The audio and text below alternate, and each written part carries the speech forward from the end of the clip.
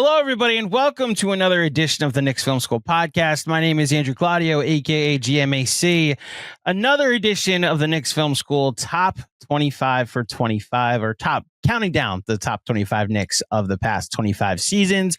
And here we're doing a special honorable mentions. You already saw the Marcus Camby episode that we put out yesterday. And today we go one step further to number 27. And we hinted at this when we talked about Deuce McBride, that the final three for 25, 26, and 27 were decided by a very close margin.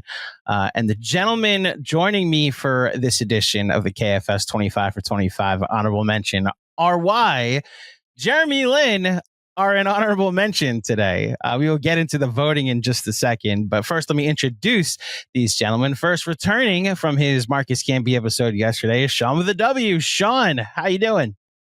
I'm doing well, and I'm looking forward to preaching the gospel that is the truth to set you Knicks, some of you Knicks fans free, especially some of you of the younger persuasion. And you'll see what I mean in a second. And let the church say amen. Joining me, as always, a great time getting to talk to you. I don't know if you heard this the other day, speaking of getting biblical or pastoral on here, Jeff, but my dad is just a big Jeff J fan and loves every time you chime in on the show, man. On the pod.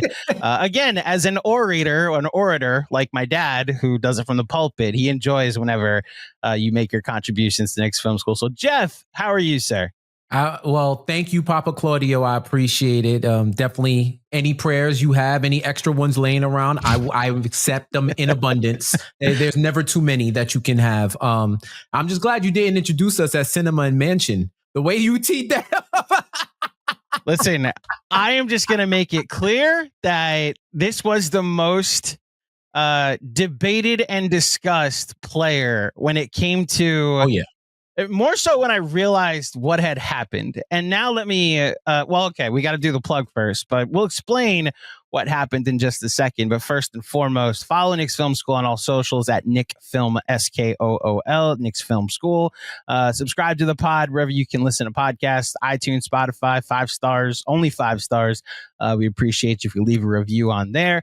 Turn on alerts for Knicks Film School's YouTube channel. Just crossed 40,000 subs a couple weeks ago.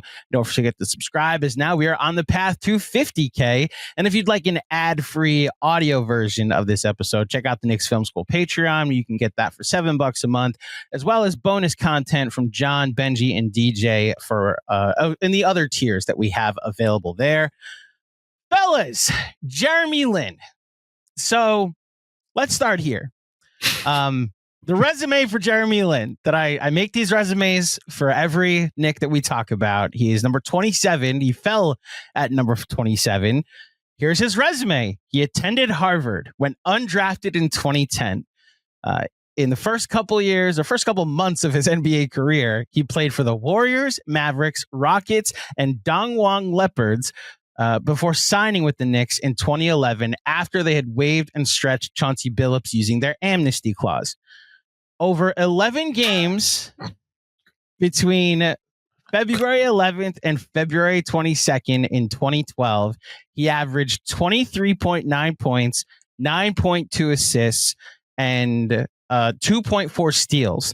The Knicks went 9-2 during this stretch, and this is a stretch that many a Knicks fan and many an NBA fan and many a filmmaker has known as Linsanity. He was also a friend of the pod, came on the show 2 years ago when his debut, well, not his movie, his documentary that we partnered in the promotional team and the promotional tour for. The campaign is the word I'm going for. 38 at the Garden, talking about his 38 points, which was game 3 of this 11-game stretch against Kobe Bryant and the Los Angeles Lakers. Became the subject of a short documentary, which is much more about Asian culture and the phenomenon that Linsanity and who it inspired and where the world is today. It's a good documentary. I would recommend it, not just because we were part of the campaign, but because I enjoyed the film. And I will say personally, when I sat down to do this list, I knew I wanted to have Jeremy Lin on it, but because we're talking about 11 games here, I knew it couldn't be that high. So I put him at 24th on the list. Um, let me put up the rankings and let's just get into this, because what ended up happening is I went to bed thinking one night, it was the night I gave these guys a hard deadline of midnight on like a Tuesday. And I said, you know what? I'm going to bed. If you guys want until I wake up tomorrow, which will be around 9:00, you guys have until then, because John and I were going to record the first episode by then. 3 people hadn't done their lists yet. And it was Jeff, it was Sean, and it was, I guess, Sean, you might have done yours, but Jeff hadn't done his yet. You were on vacation, I remember, when you did your list. And Chris hadn't done his. I went to bed thinking I was doing a Jeremy Lin pod in the morning. And as you can see from the rankings on your screen, folks, okay, Jeff had Jeremy Lin 39th and Sean had him at 37th, which meant that 25, 26, and 27 are separated by 0.92 in the rankings. And just by simple math, I'm going to calculate that maybe some significantly lower rankings might have had something to do with Jeremy Lin falling from 25 to 27. So I want to start here, because I don't want to make this a thing about why do you hate Jeremy Lin, because I don't think you do. Bro. But I want to start here with when we sent out the idea of a top 25 for 25, top 25 Knicks in the past 25 seasons. We wanted to make it clear, at least John wanted to make it clear, it's open for interpretation. We want you to decide what 25 for 25 means. If it's the best, if it's the greatest, if it's your favorite, if it's the most accomplished. How did you determine it? Jeff, we'll start with you. How did you determine what the criteria was for your list? Well, first of all, since all these lists are made to argue and to incite some type of emotion within you, I went with an emotional component.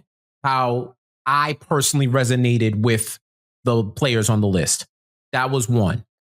Their individual skill level as a member of the Knicks. So even if you were dope before you came to the Knicks, if you were in a trade, as a Knick, how did you perform in that uniform? That was 2. The accolades that you accumulated while you were in the uniform. That was another. Winning was a impact metric for me. So the winning that you did as well, like that is, and if you look at the top 10, the top 5, or when you look at our list, I feel like winning did have a major factor. Like if the 2020s doesn't happen, half of this list isn't on the list, maybe, or half of this list isn't as high as what they are. Yeah. So winning for me was also a impact metric as well, along with general impact and cultural impact. So those were, off the top of my head, the 5 metrics that I went with when I determined who I was ranking on the list. Sean, what about you? For me, it really came down to three factors. One being, and this is in order, impact on winning, on-court achievements, and basketball-related impact on the franchise. So impact on winning is, that speaks for itself. On-court achievements, that could be accolades, your skills, your points, your stats, your, MVP votes, all NBA, all that stuff, whatever, right? Things that are like about you and only you. And then basketball-related impact on a franchise. And in terms of, and the key word in that is basketball, because what did you do to help make this franchise better? And completely understanding that there are players who I have ranked above Jeremy Lin who may not have had the basketball, may have had a similar level of basketball related impact on the franchise. But I felt like either those players, those on-court achievements accolades outweighed it, or that they actually had a better long-term impact on the franchise.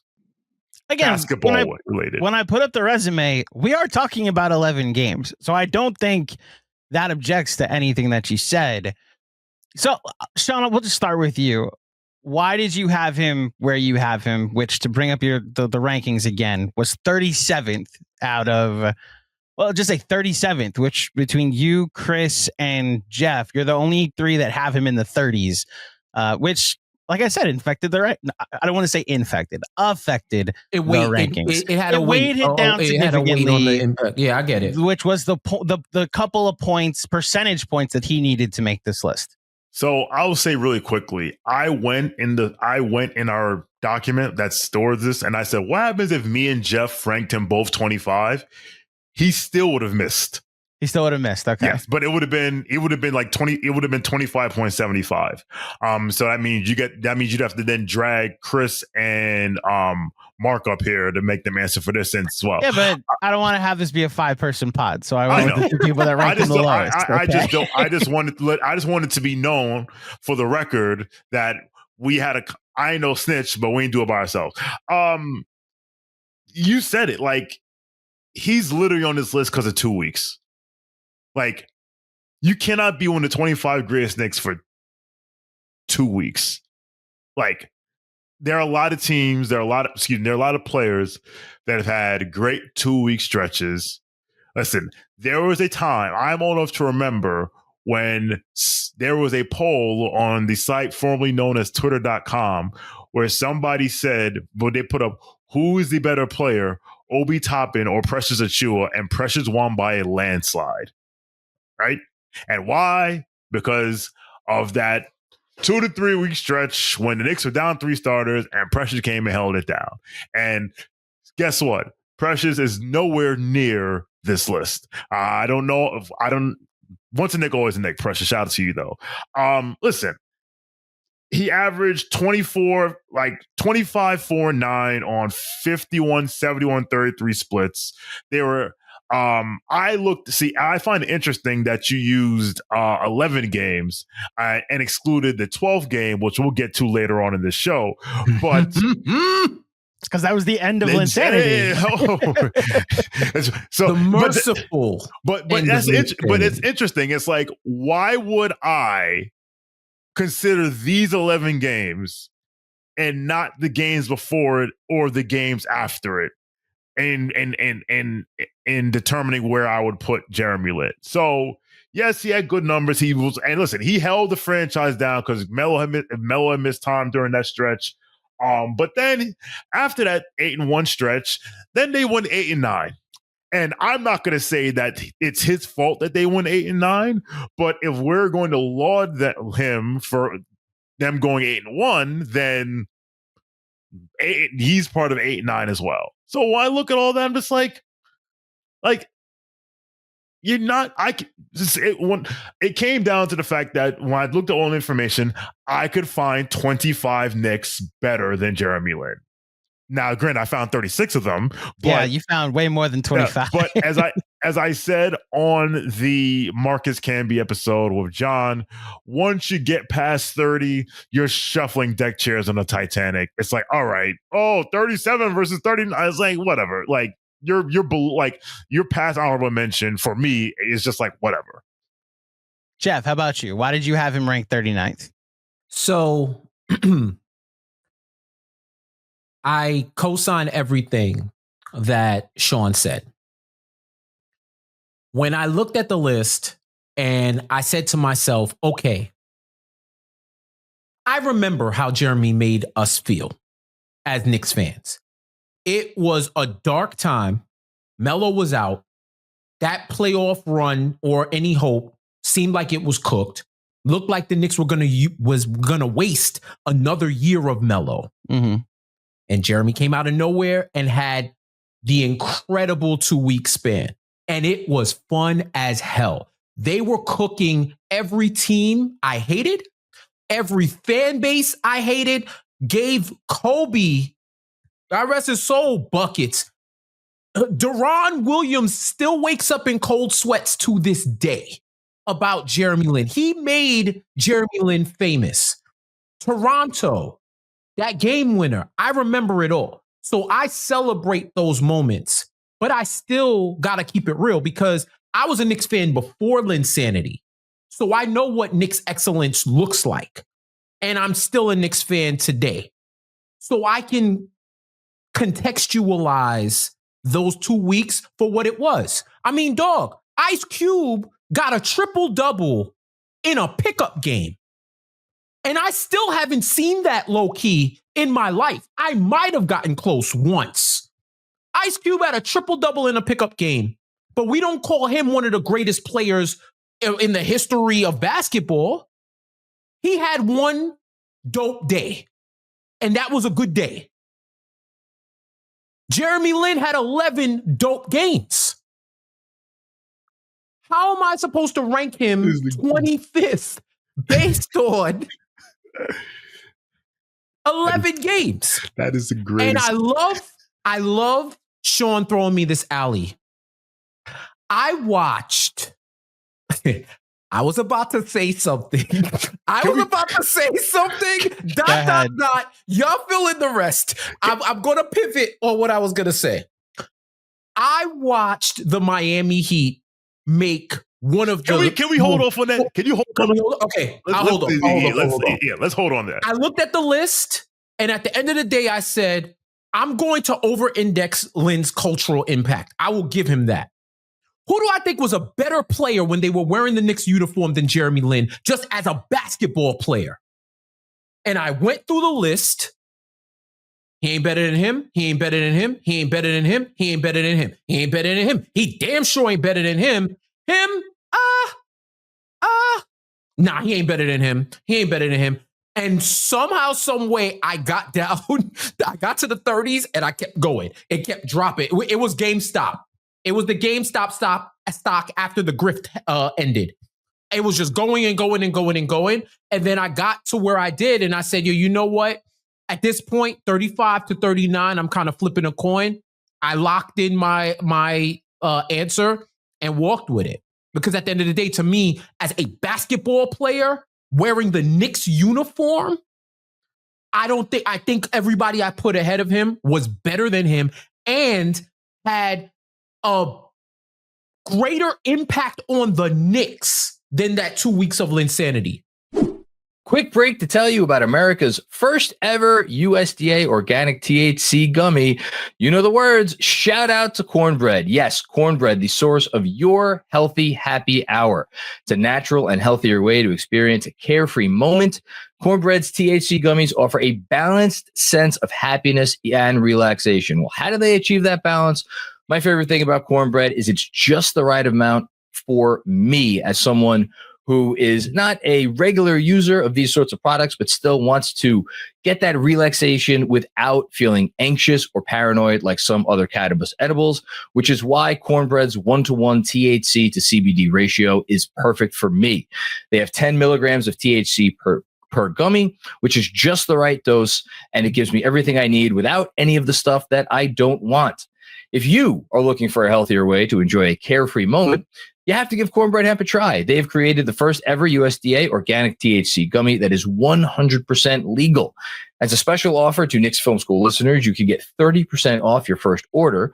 Just visit cornbreadhemp.com/KFS and use promo code KFS at checkout. Again, that's cornbreadhemp.com/KFS and use code KFS for 30% off your first order. Cheers to a healthier happy hour. I don't want to get into the semantics of do I think all the players you ranked ahead of Jeremy Lin are better, as Sean said. Even if you guys had ranked him both at 25, he still wouldn't have made the list. So I don't want to go through do you really think Marcus Morris is better? Do you really think Alec Burks is better? I don't want to go through it. And I think I can say something for Marcus Morris. Go ahead. Him playing in a Knicks uniform led to the current team that we have today. Because we got Emmanuel quickly. So, but that's a matter of fact. So Jeremy Lin leaving led to Raymond Felton coming here, and they won 54 games in 94. And then what happened the year after? But they still had a 54-win season as a result of him leaving. The Knicks have not had a 54-win season. A better player than Jeremy Lin. I don't even disagree. It's just, as I've said a few times throughout this experiment that we've been doing for the past 4 or 5 weeks. I measure these lists in accomplishments, and greatness to me is measured in moments. I think there are better films than, like, for an example, Avengers Infinity War, I think is a better film than Avengers Endgame. I think the greatest moment between the two is the portal scene in Endgame. And for me, if I were to take a great moment, if I were to rank them, I would rank Endgame ahead of Infinity War because of that great moment. Someone else might take the more complete film, or maybe go to like Captain America Winter Soldier that doesn't require a second movie, or just leave the superhero world completely. But you see what I'm saying? Like, Yeah. I measure greatness in moments. So when I'm going to look for the moments of this century, Linsanity has to be up there for me. I guess this now is the appropriate alley for me to allow you guys to talk about the Miami game and how Linsanity ended. Because it was the moment I realized that the honeymoon was over, and LeBron, Wade, and Bosh decided, specifically LeBron and Wade, with the help of Mario Chalmers, decided for a night, let's turn this water off. Let's make sure this is officially over. So Sean, I'll let you go first. You seem to really want to talk about the Miami game. How much does the fact that the Miami game ended Linsanity affect where he ends up on this list, that he looked like a G leaguer at the time? So it's not, as of most, observations and decisions that we make, it's usually not the what, it's the why. Mm-hmm. And like, listen, I remember the Toronto game. I remember the Utah game. That was the second game. And I was like, who the hell is this kid? Like, and then obviously I remember the Laker game. But let's take one step back, because before the Miami game they played the Nets at the Garden, and Linsanity began against the Nets. And in that game, Darren Williams, you want to talk about, like, he wasn't going to shut water off, but he was like, he wanted to get his lick back, because he was like, this started against me. And that dude went off for 38 points, including 8 of 14 from three. And he was out for blood. That game. Like, he fouled out of that game. That's all you need to know, right? Mm-hmm. The hardest defense he had played, maybe in his career. Yes. Now, listen, I had never really thought, like, I was just like, I always questioned the sustainability of this, because it was like, wait a minute, the Knicks found because I think in building a championship roster, I was like, we found their championship starting point guard that was just hovering around in the G League. Like, this cannot be. And then we get to Miami, and I'll never forget, I was at a happy hour event in the city, and me and my friend Kevin Cronin, God rest his soul, we were at this thing, and we were like, we made sure that they put this game on TNT, because we were like, this is his truest test. This is the Heatles. This is like, those guys defensively, they were a menace from day one, whatever. And when it wasn't that they turned his water off, it wasn't that the Miami Heat turned his water off, it's who turned his water off. And I saw NBA all defense first team in his dreams, Mario Chalmers and Norris Cole, decide, you know what? Done him. And when I saw that, I'm like, this isn't real. He's not ready for prime time. He is not going to take us where we need to go. And again, like Jeff said, I am a product of the 90s Knicks. I am a product of the team that rolled out of bed and won a playoff series. This whole, we're frisky now. Like, no, I'm trying to win the title, especially when you trade what you traded to get Melo in here. How are we building a championship contender? And Norris Cole and Mario Chalmers? No. Like, I actually went and rewatched there's like an 8-minute clip of that game on YouTube. And it is bad. Like, it's like, it to your point, they made him look like a G leaguer. And I was like, all right, at that point, like, this is over, because this is the blueprint on him now. Every team's gonna try and copy it. Like, I'm good. I'm done. Jeff, what do you remember about that game? And I will just kind of tee you up as well. Does the fact that he then never played another game against the Miami Heat again, because he tapped out of a playoff series make sure his knee was healthy going into that offseason. Did that affect your memory of Jeremy Lin in any way? Mr. Claudio, you found the smoking gun. Mm-hmm. All I remember is Norris Cole and that flat top. All you saw was Norris Cole's flat top, and you did not see Jeremy Lin. I haven't seen defense like that. A concerted effort on somebody to shut him down. I haven't seen that in football. I think I'm sorry, Andrew, but I think the Jets were like throwing everybody at DK Metcalf. I don't care. Yeah, go right ahead.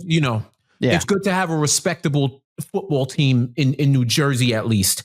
Anyway, so they threw it was like DK is not catching nothing. Well, everybody else, Calvin Austin, whoever, y'all go off.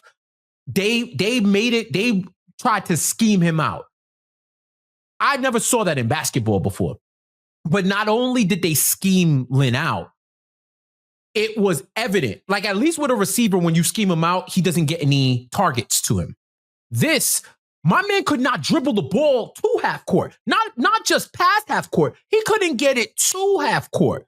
It was a complete dismantling. Like, the legacy fell like Rome. Probably quicker than Rome did. It was ridiculous, right? Real quick. Just for those who might not know the stat line from that night that we're referencing, Jeremy Lin finished with 8 points on 1 of 11 shooting with 8 turnovers. And I want to say it's worse. 3 of those turnovers were in the first couple minutes where they were blitzing him in the backcourt, and he just couldn't get the ball past the first line of defense. Yeah. And I go one step further, Andrew, and say, this is one of those games that you have to watch. You can't look at the stat sheet to understand the impact of what we're telling you. Like, how it's worse when you watch. It's worse. It's worse. He was completely enfeebled by this team. It's ridiculous, right? Then Melo comes back. And we have to hear every single talk show ask if Melo has to adjust to Jeremy Lin. As if Jeremy Lin was the multi-time all-star, one of the best scorers in the history of the league. They were asking, it was almost a step below whose team it is. Yo. After 2 weeks. And I don't care how you felt about Melo, this is when I knew whatever the perception of Knicks fans are, if this is what Knicks fans are talking about, then I can't save y'all. I can't shoot you no bail. This is absolutely incredulous. A dude who went out there after KG popped out his shoulder, opted not to have surgery and still hoop because he known, and he said it in interviews, that if he went down, if he got his shoulder right, he knew that the franchise was going to crumble and it would be on him. For me to hear after that game, my man got a meniscus tear or something to that effect. The reporting is they are targeting the second round of the playoffs. But that's if he doesn't try to rush back. Like, he doesn't push himself. Right. Like, if they can push the Heat to, or whoever their first round opponent was going to be, to 7 games or whatever, he might be able to come back, or he could show up sooner if he pushed it, but definitely for the second round. Then the Knicks draw the Heat, and that man was getting fits off on the bench for all 5 of them games. While everybody else, Amari, I don't even know if he was able to stand, but dudes were showing up. And you made a business decision, which I'm not going to fault you for. You made a literal business decision because he was going to be a free agent, and he was a restricted free agent and was looking to get a deal, knowing those 2 weeks can set him for life. And he was looking to get a deal, and he chose his wallet over potentially trying to rush back. The fact that they drew, then they drew the Miami Heat. And that man definitely was like, oh, that team that embarrassed me, You want me to mess my money up even further? No, I'm not doing it. And let the rest of the team go out there and get gentlemen swept in 5 games. That had as much of an effect on his ranking to me when I looked at other players who may have been in the dark eras of the Knicks 25 years, but showed up to play. I mean, I'm from an era where I seen these guys in the club. 26 and 55, whatever the math is on the record. 27 is really close. But they were in the club, but they showed up the next day. They did what they had to, given the talent levels or whatever, and represented. So for him to make a business decision, which I don't fault him for, you made your decision. Your decision have consequences. And that consequence for me is not really appreciating you in the light that others do. Go ahead, Sean, you have something? I was going to say really quickly that, like, listen, in life, 2 things can be true. Was it the right decision for him to not play? Sure. Yes. But guess what? You don't get like you don't get to be on the KFS 25 for 25 then, Jeremy Lin. You don't get to be like, why I'm not like, no, like I'm sorry. Like I get it. You're a G leaguer. I get it. Like you might have one shot at this. But they're like with decisions, there are always unintended consequences of our actions. Right. And to your look, Jeff, you said it. I don't think any of us would fault anybody for making a business decision like that. I think the Jalen Brunson unprecedented pay cut that he took, which is more so setting him up for the 10-year Supermax, but like taking the extension when he did is the rarity. Like what OG Anunoby did in not opting in and extending and making sure he got to $212 million, albeit a few $1 million fewer than he could have gotten on a max, is more and what Melo did, like getting the 120 whatever that he got, even though again few $1 million shorter than the max, is the common play here. And with Jeremy Lin, I think that's why I don't hold the Miami series against him. I was just as frustrated because we're watching Baron Davis try to dribble the ball up the court and then he blows his knee out and Mike Bibby is starting game 5, and it was a realization this series and this season is over, even if the first half of game 1 wasn't an indication that this series and season is over. B Diddy was asking people to pop his knee back in when it disassembled in front of us.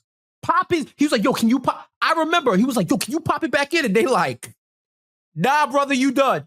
Well, look, to bring OG back up here, my lasting image of him was him trying to come back for game 7 against the Pacers, knowing he has a payday waiting for him because of how much he wanted to be with his teammates to try and help them get to the conference finals. So that can lead to a lasting impact and a lasting memory. I think, like you said, not coming back is an understandable decision, and doing what's best for him and his family and doing all that is an understandable decision. Just one of the consequences is you don't get to be on Knicks Film School's 25 for 25 that I know he cares about so much in this point in his life. It's not even career. Just that, Andrew. It's like, I don't have to lionize him. Right. And that takes down his impact on the Knicks. Yes, right. I agree with that. I don't have to lionize him as a Knick. And remember, the first part of lionize is lie. So I don't got to hype him up. I can appreciate him for what he did, and I thank him for what he did. But as a fan, and I'm speaking specifically as a fan, if I know there was a chance you could come back and you shook because the team who turned off your water and embarrassed you on national TV was going to play you again, that's a redemption story to me. I'm going to get my lick back. Like Darren Williams could have folded, but he said, no, I'm blitzing this dude because he made his name. He made his money off of me. And what am I going to do about it? Yeah. Why couldn't he show the same heart? The guy that they were trying to, which was a precursor to the way this league treated Melo and try to keep him out of the league. All them advocates try to keep him out of the league, right? You trying to compare a legend, an all-star to him and say whose team it is, and you can't even step up and show up or try to show up like you chilling. Okay, forget us. You made the right decision. But I think a lot of people, especially the people that you play with, are going to remember that. And you know, to Melo's credit, he's never really said a bad thing about Jeremy Lin, no matter what the reporting was and what people were trying to say about him as a teammate and all of that. He never said anything derogatory about Jeremy Lin. And we found out afterwards that Melo took a lot of arrows for people. A lot of arrows for people and kept it trill. You know what I mean? So as a fan, Andrew, I look at that. I look at Nate Robinson. Yeah, he was on teams that stink, but them 3 dunk contests did a lot to try to hold up what was the remnants of the Knicks reputation. Crypto Nate, I remember Crypto Nate as fond as I remember Linsanity. It was a movement. It was a moment. He was out here balling. Jamal Crawford, yeah, he's a baller. And he did what he could do on this team and then went on to the Clippers and showed when you have him on a good team how he could contribute. I'm just saying, man, it's levels to it. I just want to say, and this again, we can roll to the next topic. Like, the era between Patrick Ewing and, we here, I like to refer to it as the grasping at straws era of Knicks basketball, because anything and any and everything that looked like half decent, we were like deifying and like hoping, like, whether it's the Marbury trade or we got Zach Randolph, the Linsanity. It's like, I understand why, if you became a Knicks fan during this century and you were born this century, or if you're Gen Z, which is born after 1996, and if you chose to become a Knicks fan, God bless you. Yeah, why? But I understand why you may hold certain players in higher regard. Like, I think I had, like Jeff talked about Nate Robinson, and when he said I hold those 3 dunk contests in the same regard as Jeremy Lin, I actually think that's true, because I agree. I hold him in the same level of regard, and I had Nate Robinson in the lower 30s. You had 39. You had him lower than Jeremy Lin. Yes, because at the end of the day, like, impact on winning, on-court achievements, basketball related, like, what basketball related impact does Jeremy Lin have on the franchise? And it can't be, well, if he didn't leave, then we won't get Raymond Felton, because then if we did, that was just a counter to Marcus Morris being ahead of him. Yeah, I don't have an argument for either one. I just want to get that off. Like, I understand, but I'm good. Yeah, look, let me try to bring this home, because I think, let me start here as the Melo stan of the representative Melo stan of Knicks Film School. It seems, hearing all of this, this may be my favorite podcast ever. Somebody that was making the same arguments as you just mentioned, Jeff, back in 2011 or 2012, that why does the future Hall of Famer have to make adjustments to the guy that couldn't get the ball over half court against the Heat? And I wanted them to try and make it work, don't get me wrong, which is why the 8 and 9 stretch that Jeff is talking about, that Sean's talking about, is more memorable to the end of Mike D'Antoni, and then they brought Mike Woodson in and they started winning again. Where I go to with Jeremy Lin, and I want to use this final topic and then this final segment as a way for you guys to at least talk positively about him, because I do think you have an appreciation for what those 2 weeks were.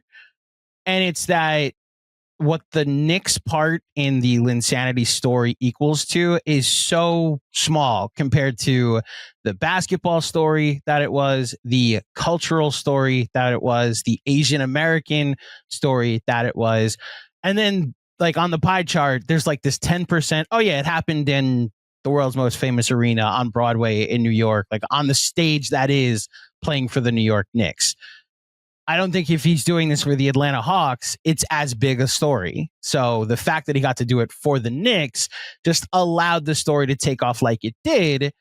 What do you remember, Jeff, of those 2 weeks? And like, what it like did you understanding what it was in the moment and how it grew to that Friday night against Kobe and the Lakers being such an event? Like, as far as Linsanity is concerned, how did you experience it?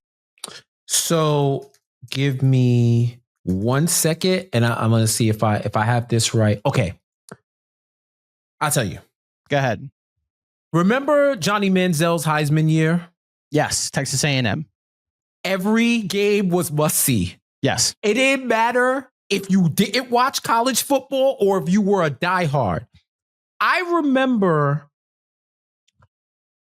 I was like back and forth to the hospital, I think. Not myself, but for like family members. And I remember we had to go somewhere. We were like, let's say we had to go to a visit at like 3. Manziel was on at noon. And I was so happy because I was like, you know, at that time, TV wasn't as transportable as it is now. But I was trying to make, every week I was trying to find a way to watch Johnny Manziel play football because it was just electric. That's how I felt in them 2 weeks. After the Nets game, it was like, oh, okay, yeah, he balled out, hoop dreams, no doubt, one game. I think the Toronto game is when I started to allow myself to enjoy Linsanity. Like just enjoy it for what it was and then have a sprinkle of a dream. Because my mind was, okay, he's holding the fort down. Melo can come back. And now we have found money, like Sean likes to say. We have found money with this guy and the possibilities are endless. I think if you are ranking this list and cultural impact and moments, like you said, Andrew, are a key factor, he has to be in the top 25. I concede that.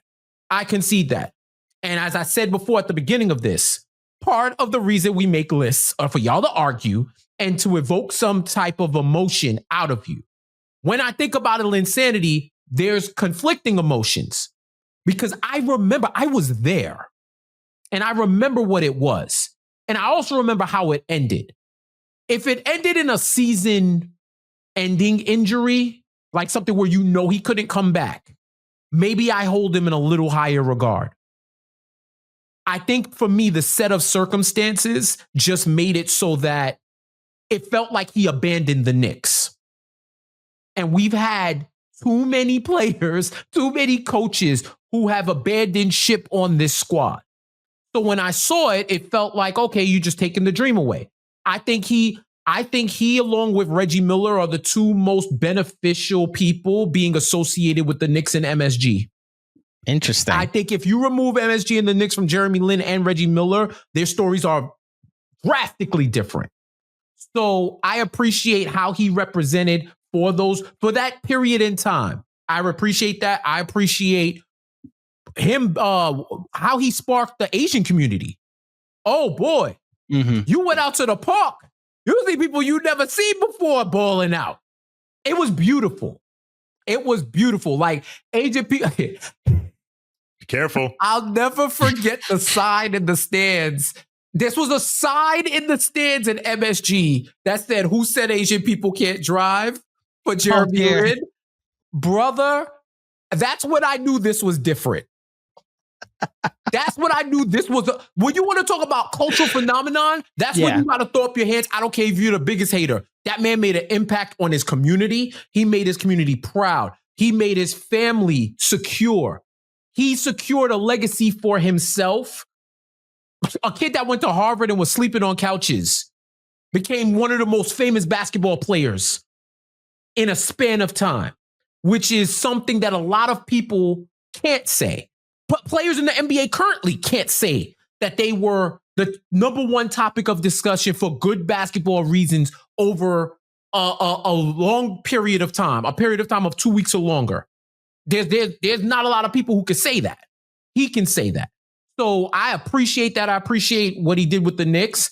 And I think it was a fantastic story. Overall, I think it was a fantastic story. And nobody can deny him. That's why I don't begrudge people who put him in their top 25 of 25. I just know I have more history with the team and what I've seen being there for this period of time where, to me, I can admit the 39 was probably too harsh. I know you want that, Andrew. I can admit that. My 39 was probably too harsh. If I took everything into consideration, maybe it's 35. Maybe he has an outside shot at 30. 39 might have been a little too harsh, but I still don't think he would have made my top 25. But you've already spoke to it. Like in your personal 25, him abandoning the Knicks the way he did, if you want to call it abandoning, if you want to call it not coming back, I'll say the circumstances by which he didn't come back. I'll take back the word abandon because it's strong. Yeah, that and I think it's understandable when you explain it. Like there are people at the bottom of my list that I wanted no part to do with, but I had to rank them because someone nominated them to put them on the list. Note, we have not talked about where I have Obi Toppin on my list. As far as his cultural impact, this is where I'll recommend the documentary 38 at the Garden. It's it's only 38 minutes. The director came on here and told us he did that on purpose. It's where I would recommend hearing the different perspectives of the Asian celebrities that have been able to say they finally had someone in the NBA world they were able to identify with that was breaking barriers for their community.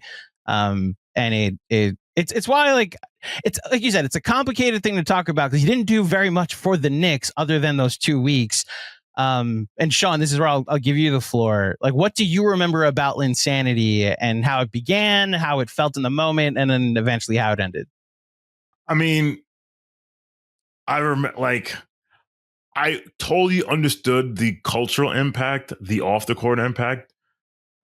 I just didn't care because I wanted to win. Right. You wanted the Knicks to win. You were a Knicks fan.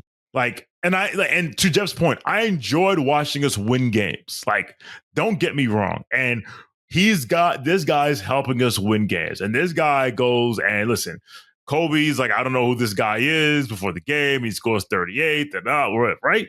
But like, I understand that a guard who didn't play Division 1A basketball, who had a 2-week stretch because of injuries and balled out of control, I can understand why he would be elevated, deified, and lionized above people. And for a team that's only won, for a franchise that's only won 2 championships in their history.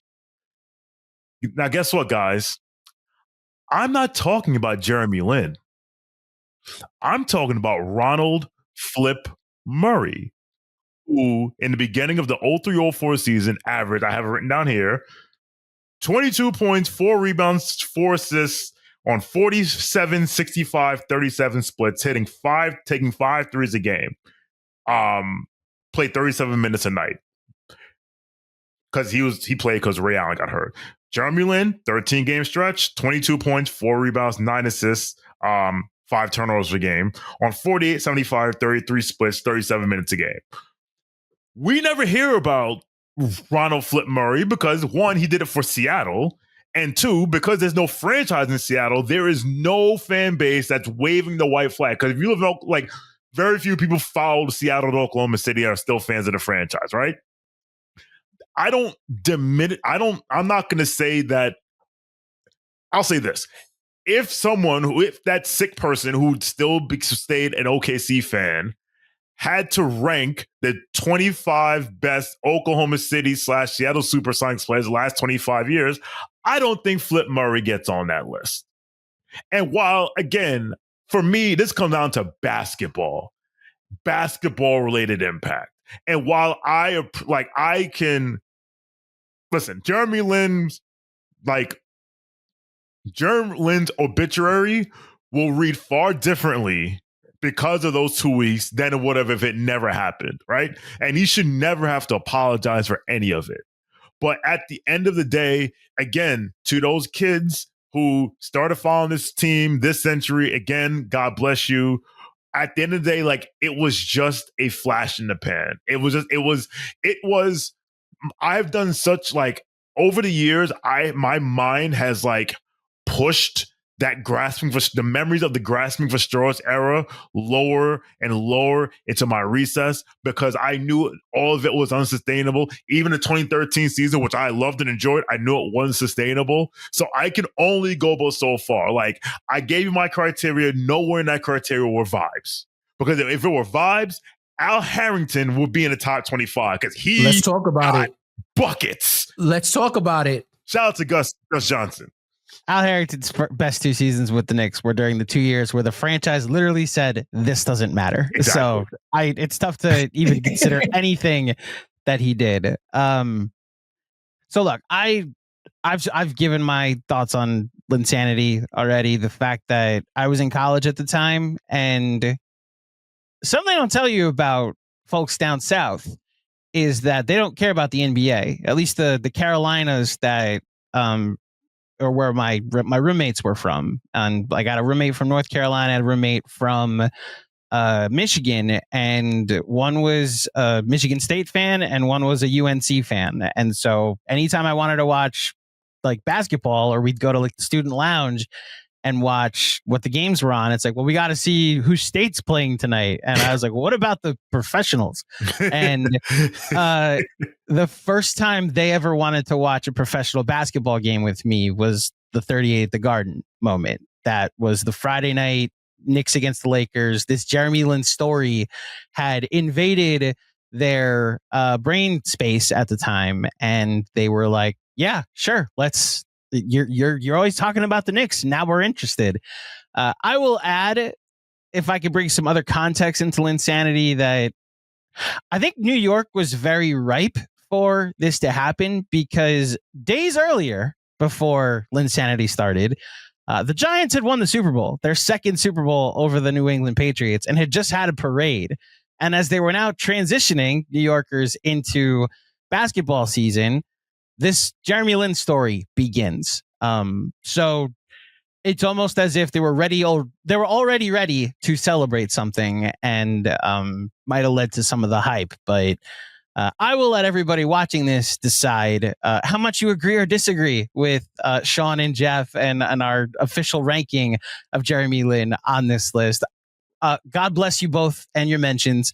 If I didn't trust both of you, what's up? If I didn't trust both of you and your ability to handle yourselves, this podcast never would have happened. But I wanted to give you your piece, your say, to say your piece on what on why we ended up with Jeremy Lin not making this list. So yeah, I mean, I'll say this, Andrew.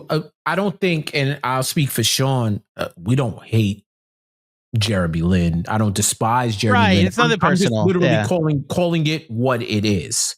Right? We're just calling it what it is. Like that man, there are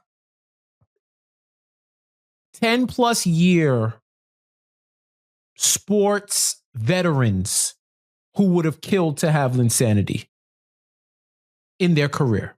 Might have traded in their career just to have those 2 weeks, just because of how transformative they were to his life. Right. So it ain't like that. But when you ask me about the rankings, I'm going to give you my perspective when I was a fan in that moment, thinking about it in retrospect. Because, in 2011?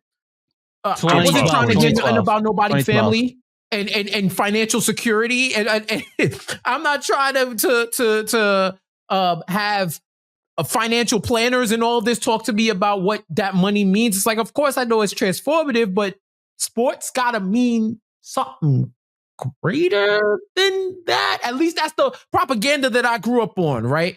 So at the end of the day, I think being mature says, man, I might have did the same thing. I might have did the same thing. At our age, I'm absolutely looking at him like I absolutely would have done the exact same thing. Because you know what? People would have called him stupid if he went out there and played and rushed back and got his water turned off again. I somehow think that would not have stopped his bag. I really don't think the way the events unfolded, maybe he might have got a little nerve, but I don't know if it would have stopped his bag. I don't know. It's a whole lot of woulda, coulda, shoulda. We don't know us.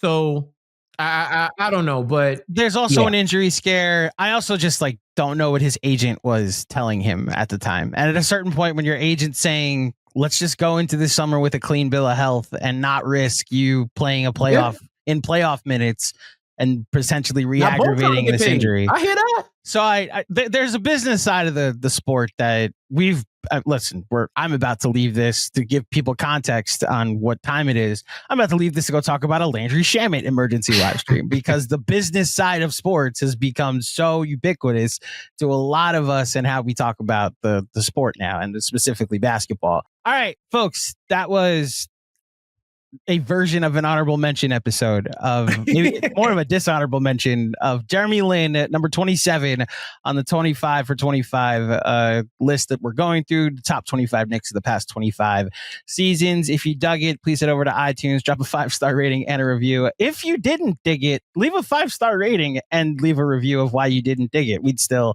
appreciate it. Let us know in the comments what you agree or disagree about this episode. My thanks to Jeff and to Sean for coming on. More from them in the not too distant future. Until next time, thank you for listening. Thank you for watching. Let's go Knicks, and I will speak with you soon. Peace.